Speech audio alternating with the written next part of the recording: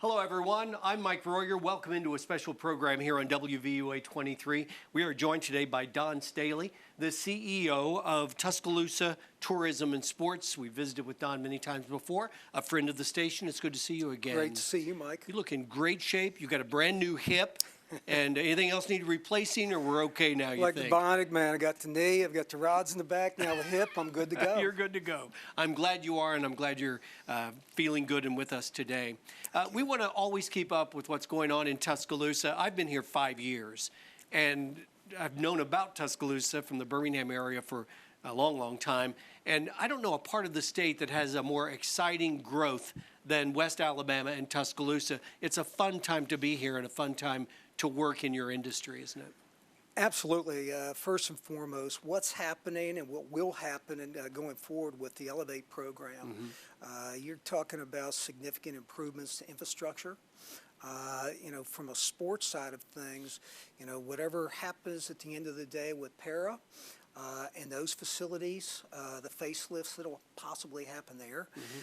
You look at the consultants have come in and they're going to tell us whether to build a convention center or not. And if they say no, then they'll look at possibly a multi-purpose.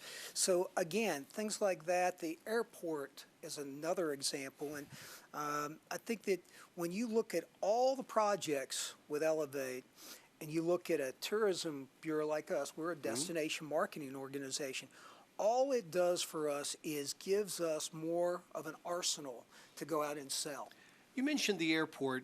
For years, we've wanted to get a commercial flight. If you could serve West Alabama with a plane that goes to Atlanta and skip the Birmingham airport, I would think it would be busy most days and sold out Thursday, Friday, and the weekend. Are you optimistic that somehow, some way, someday that's going to take place here? Dave Pass and company, the city, the county, Northport, they've all worked together on this plan for the airport. And, we know that the runway with all the improvements, you've got you're positioning Tuscaloosa to be able to pick off some of those carriers to come in. And all we need is one. Once you get one, you'll get the others. But like you said, I mean, the opportunity to have folks come in, whether that's for leisure travel, whether they come in for site visits. I know with the dynamite work that my sports executive director of sports is doing, Stan Adams, he wants to bring in more and more site visits, people that come in and compare to other cities. Bring your event here. Same thing on the tourism side of the house. Meetings, conferences, conventions. When we go to these trade shows, what we look to do is bring those people back that we've met to show off what we've got here. Many of us don't completely understand all that tourism and sports does, or a lot of agencies that are here to make West Alabama and Tuscaloosa better. I had a history professor once make a pretty good argument that the best kind of government is a dictatorship as long as you have a good dictator. The problem with it is when you get a bad one, you're in trouble. Wouldn't it be great if somebody could go, here's what we're going to do, let's do it, but it doesn't work that way. You've got government, you've got council members, you've got Elevate folks, all kinds of people.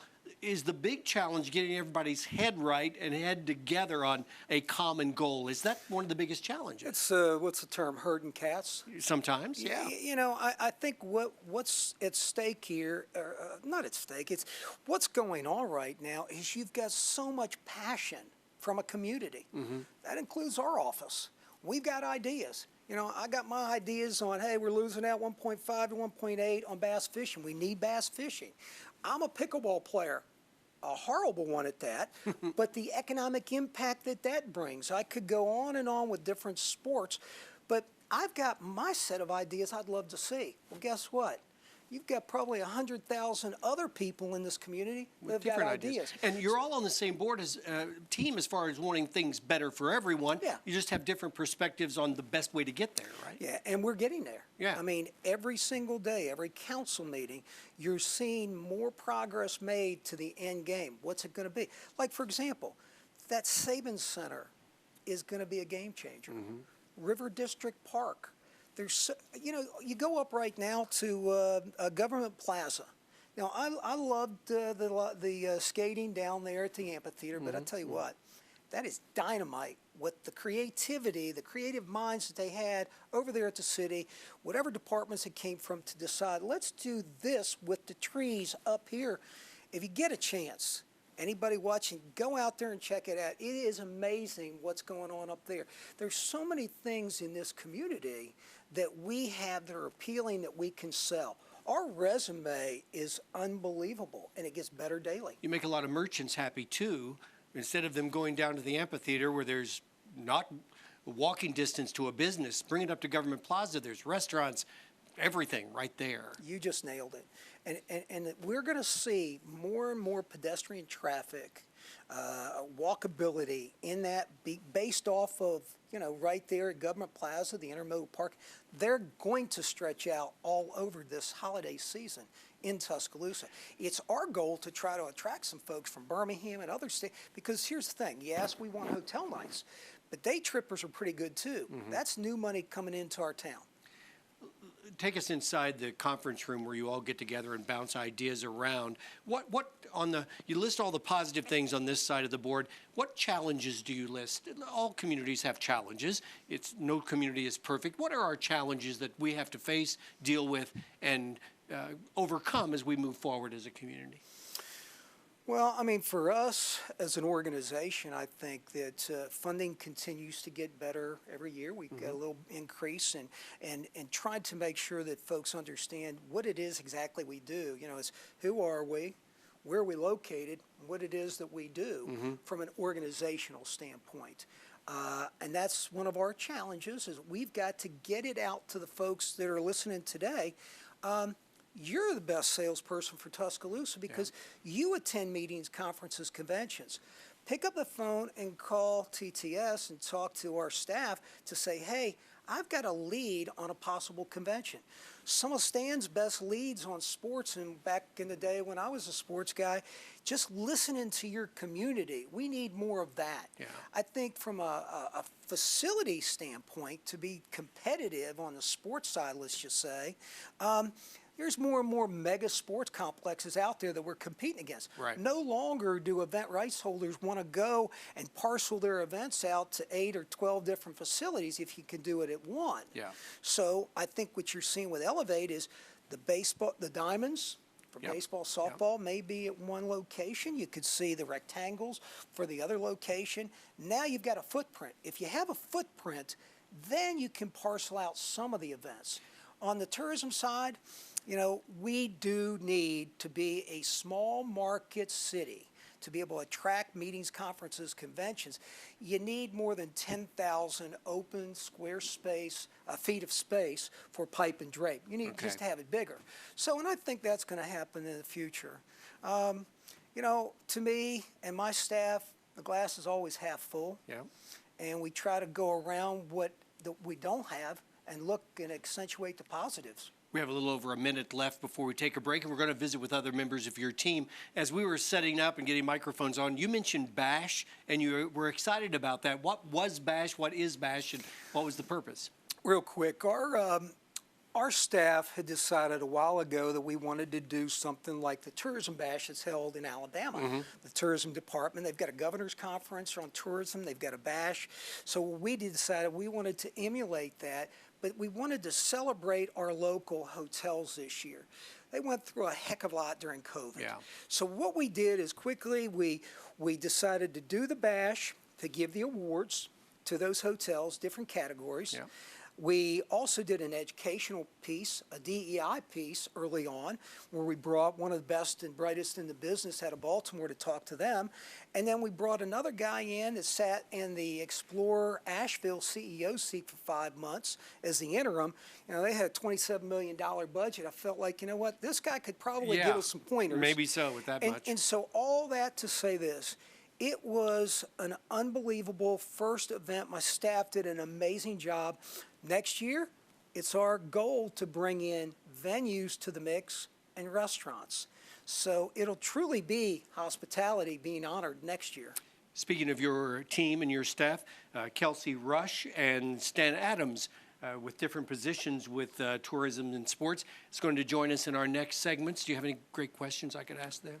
I'll tell you what, I've said this before. I feel like I've got my bus full, and I've got them all in the right seats. Very good. And I've got some real superstars that do a great job representing TTS and Tuscaloosa. We're looking forward to the future. Look forward to the future of tourism and sports under your leadership, Don Staley. Thanks for joining us. We appreciate it very much. Mike, thanks so much for what you do. We'll take a break, and Kelsey Rush is going to join us next. She has an important job with tourism and sports. We'll take a break and be right back.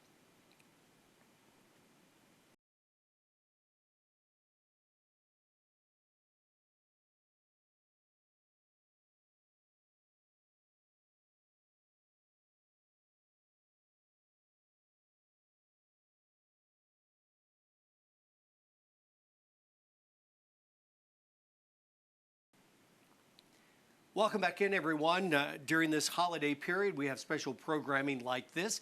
And today we're talking about tourism and sports here in the Tuscaloosa area and West Alabama. We enjoyed visiting with Don Staley, the CEO, as always. Joining us now is Kelsey Rush. Her title is Vice President of Marketing and Communications. That barely fits on a business card. It actually does barely fit on the business card. I read up on you a little bit. You have experience in banking and other things. How long have you been with tourism and sports and worked with Don? Yeah, that's a great question. So I joke with people that this is actually my second tour with Tuscaloosa Tourism and Sports. So I moved to Tuscaloosa in 2010 after I graduated college, and Don took a leap of faith on me and hired me in 2010 to work for the organization. So I was actually on the sports side for about 5 years, and then my husband and I moved to Nashville for a little bit. But when we came back, I had the opportunity to work with Bryant Bank, and so I was there for about 5 years and just came back to Tuscaloosa Tourism and Sports 7 months ago. Very good. So And that's all worked out well for you. It has. I had always said, I always wanted the opportunity to come back to TTS and to promote Tuscaloosa in this way if the opportunity ever presented itself. I know you like West Alabama and Tuscaloosa, or you wouldn't be here, but you must have had a good experience in Nashville. Everyone who lives in Nashville loves that town, though it's growing so rapidly. You had a good experience there, too? We did. We loved Nashville. We got so lucky. My husband taught at Belmont while we were there, and we lived about 3/4 of a mile from Belmont. Oh, and so my. we were there only for a year, but we had a great experience. Good. But at the end of the day, though, Tuscaloosa always felt like home to us. It is home for my husband. Yes. And so, again, just a really good opportunity presented itself to bring us back, and we are thankful to be back. We love visiting Nashville, but Tuscaloosa's home for Good. us. We're glad you're here and glad your husband Richard is involved in different things here in Tuscaloosa as well. So when you wake up in the morning, you go, I've got so much to do today. What's on your list of things to do? What kind of things do you daily do so we can understand your job better? Great question, because I do wake up every day saying, man, there's a lot on the list to do. I think it is my responsibility to help educate both locals and visitors what Tuscaloosa, Northport, Tuscaloosa County, West Alabama has to offer. As visitors, we are all looking for experiences. So what is that experience that is bringing people to our community? But our locals have a big part of that as well. And so how do I spread the word on all the great things that we have got going on? But a big part of my role, I also feel like, is advocating for our organization, advocating for the tourism industry, advocating for hospitality. And so I see myself as an advocate for our organization and for our community as well. Don used a phrase I know you're familiar with, but I don't think I'd heard it before. He goes, something about pipes and drapes. I know what it is, but I'd never heard it just used like that so casually before. When you compete with other cities of similar size, if you were in a room with 6 people in the same position in those 6 cities, what would you say? But Tuscaloosa, what are some of the things that you're proud of about our community and our selling points for our community? So, we talk in our industry a little bit about what are the touchstones that your community offers that no one else offers. And when I think about that, now give me a little bit of grace. Again, I'm still figuring out this job. I understand. But when I think I'm still figuring out mine, so same thing.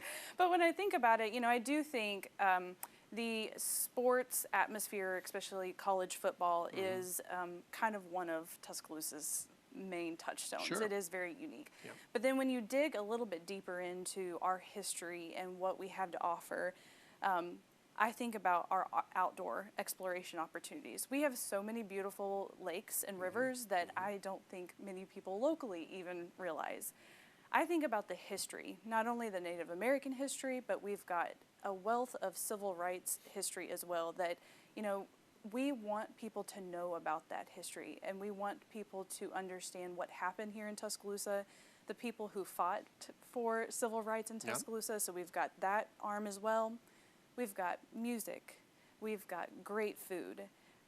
Those are some of the things outside of just sports and Alabama football that Tuscaloosa has to offer. And we really want to do a better job of telling that story to people, again, both locals and to visitors as well. 100,000 people that come into the stadium and the 30 or 40 that stay in the quad during the game know about the magic of the city on game day, but there are many great days here in Tuscaloosa.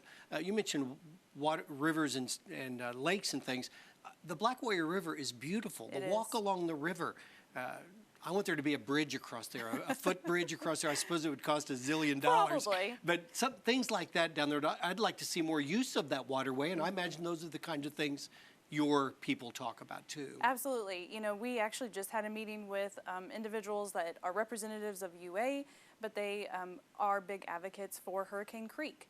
And again, Black Warrior River is such a great resource, but I often say that it's maybe not as it's not as friendly to like kayaking, paddleboarding, swimming in it, that type of stuff. Because of locks and dams and things like that. Yeah. But we've got a lot of other options that do offer that. So Hurricane Creek is a great option. Lake Tuscaloosa is an option. Harris Lake, Lake Nickel, Vandergraaf Park even has a small lake within it that you can put a paddleboard on if you want to. So there really is that recreational opportunity even outside of the Black Warrior River. And really from downtown, you can get to all of those spots, Lake Lurleen, within 15, maybe 20 minutes. I'm glad you mentioned Lurleen. I wonder if it's not one of the best kept secrets in our area. There's never a big crowd there unless they're having a special event. You can have a picnic alone and have the afternoon to yourself if you pick the right spot and all. That's a beautiful place, and there's many other places like that. Absolutely. And what's cool too is, we do live in this world now where we're always about what's the best Instagram picture, but you have resources out there now. For example, Picnic Vibes Tuscaloosa is a company that will go out and set up a picnic for you. It can be a great date night. It can be a great girls afternoon or something, but you've got these really unique resources that are also available to enhance your experience while you're either visiting Tuscaloosa or just a local wanting to have a fun weekend with some friends or something. The history here is great. The future is exciting. It is. But for those of us working and living in Tuscaloosa now, it's just a good time to be here now. It is. And I would encourage anyone watching this, we are constantly working on improving our website and our social media, but we want to be that resource for individuals, locals and visitors of what's going on in Tuscaloosa. Go to visittuscaloosa.com. Go to our social media. Again, we are working every day to improve it. So hopefully what you see today will be very different than what you see in a year. But we do want to be that resource where it's a one-stop shop for all things Tuscaloosa and West Alabama. Kelsey Rush, I've enjoyed visiting with you. Thank you for your time today. We look forward to having you back another time, okay? Thank you. I appreciate it. Thank you very much. Stan Adams also has an important job and a critical role at tourism and sports here in Tuscaloosa. We'll take a break and we'll end our program today with a conversation with Stan. Stay with us. We'll be right back.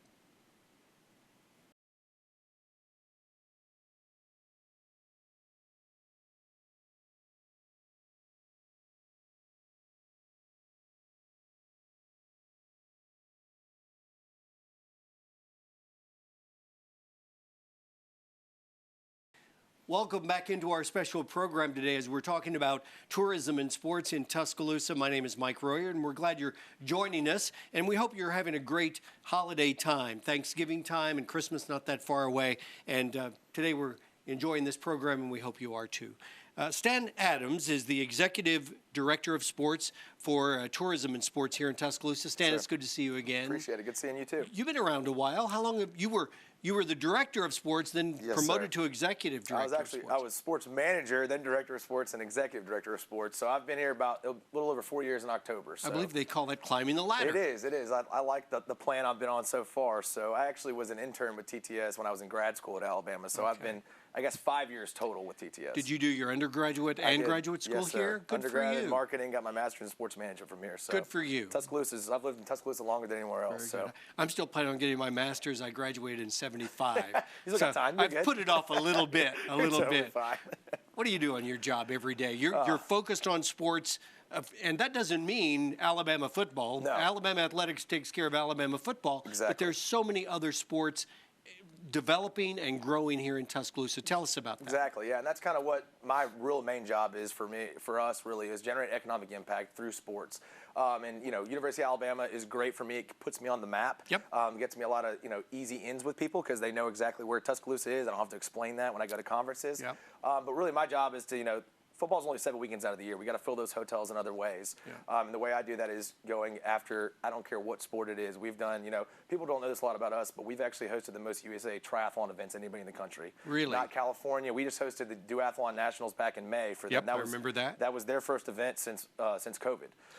So I've got anything from triathlon to we've hosted Quidditch. I know that's crazy. No, full why not? contact. I mean, if you're going to bring in hotel room nights, I'll book you. I don't care what it is. You can play tiddlywinks if you want. Tiddlywinks. We're looking at esports now and everything else too. When you look at things to attract, though, you do look at things that bring families in. Yes. Parents of athletes or groups of people, because it's filling hotel rooms and setting tables at restaurants. 100%. That's what you've got to accomplish. Youth is really what we focus on. Not Yeah. to say we don't do youth, anything outside of youth, but youth brings in more people. You bring the mommy, daddy, brother, sister, grandma, grandpa. The older you get, the less traveling parties there are. Educate me a bit. If you brought in a golf tournament, that's great, but you brought in 50 or 60 golfers Yep. who may or may not bring their family. Happy Yep. to have them, Yep. but not as important as a bunch of young As the people coming youth. in And here. that's kind of what we truly focus on now.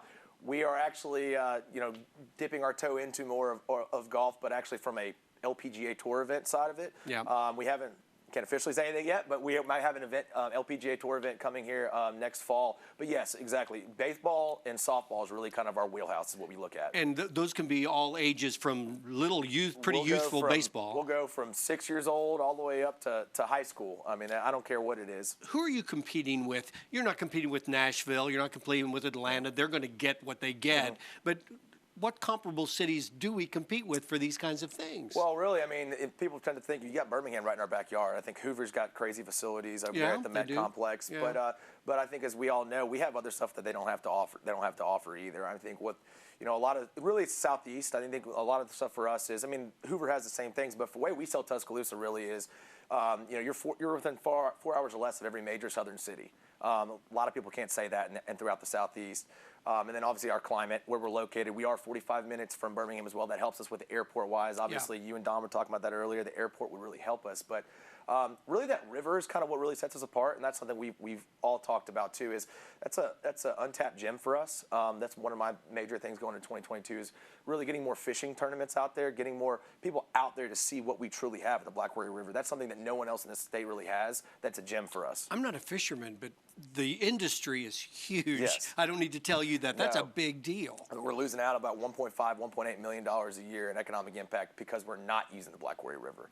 And so our main thing is getting more access to that, and just getting people out there. I don't care what size fishing tournament, but just proving to people that yes, Lake Tuscaloosa and Lake Nickel have fishing, but really from what everyone's telling us, Dr. Hobson Bryan with the university and all these big fishermen in our area, really it's the Black Warrior River, and we just need to start really accentuating that and let people know that.